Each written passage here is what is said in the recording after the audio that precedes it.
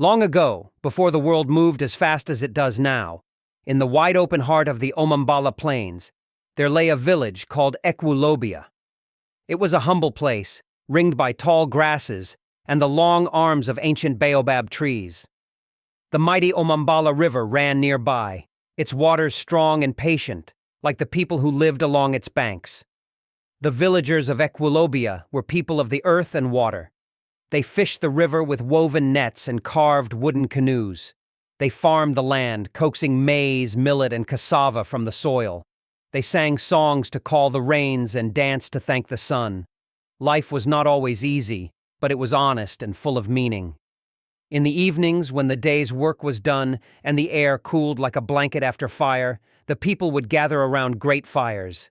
The elders told stories, some true, some half-true, and some too strange to question. These stories carried the wisdom of ancestors and the warnings of spirits. Under starlight and the slow blink of fireflies, the children listened with wide eyes. Now, in this village lived two young men named Ibuka and Echezona. They were cousins, born just days apart, and known throughout Equilobia for two things: their charm and their laziness.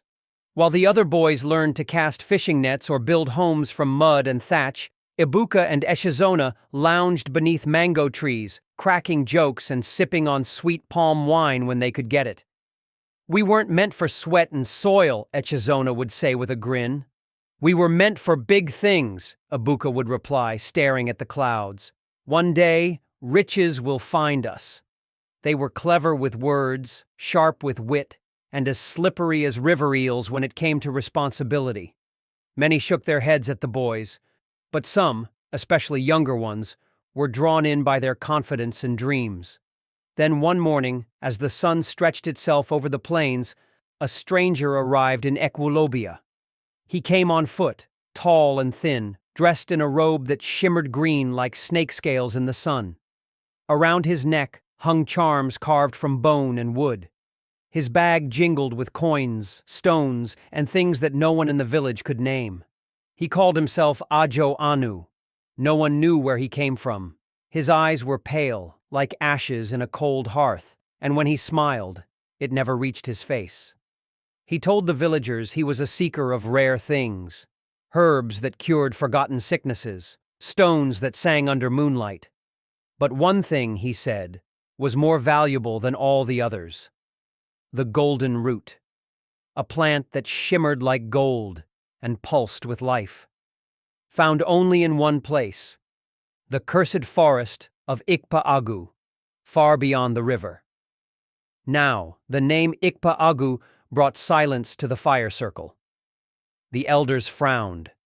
The children leaned closer. Ikpa-Agu was a place feared by all.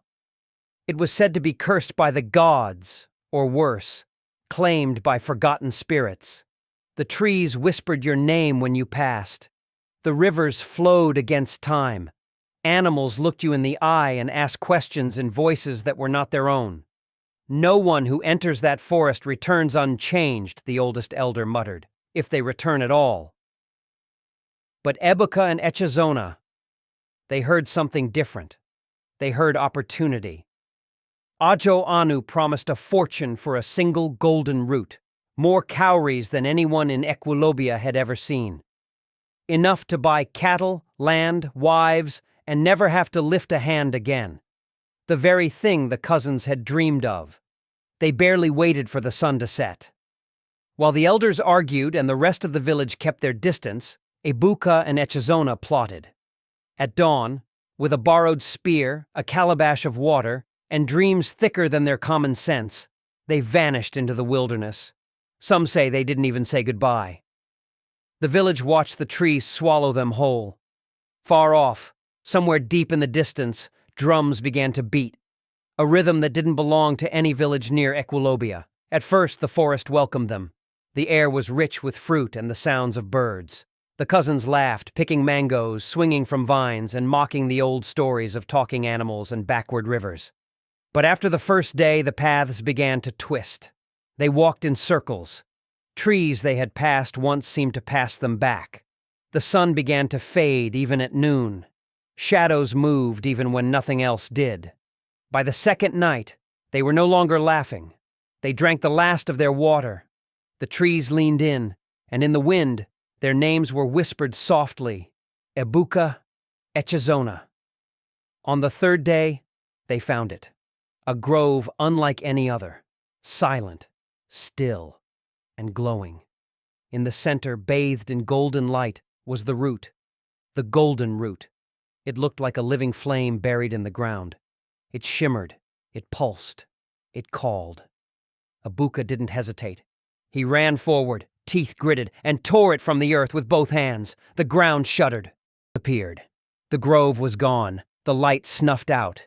Darkness swallowed them like water from the deep river. And from the blackness, something rose, a shape, huge, terrible. Its head was the skull of a buffalo. Its body, wrapped in vines, shadow, and smoke. It moved like a thought, fast and formless.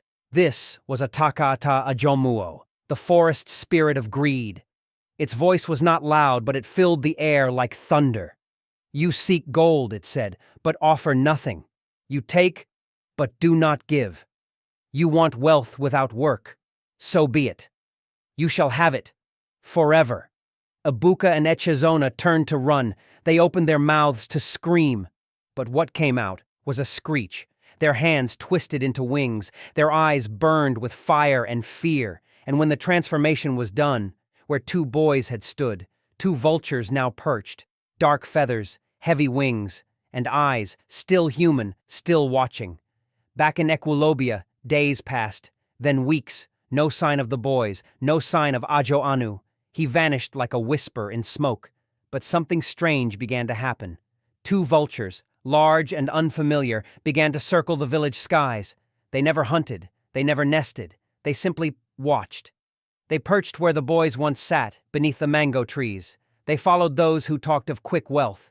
They tilted their heads when someone spoke of riches without work, and the elders knew. They didn't need to say it out loud. Greed without labor is a curse, one said quietly. Even the spirits know this.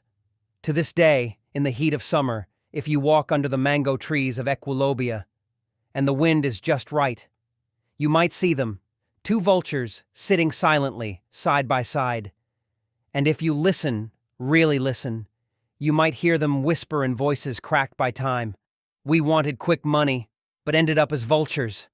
Some stories are warnings, some are memories. This one is both. Take it with you, speak it softly, and always, always pay the land with your labor, because not every forest forgives. Thanks for watching.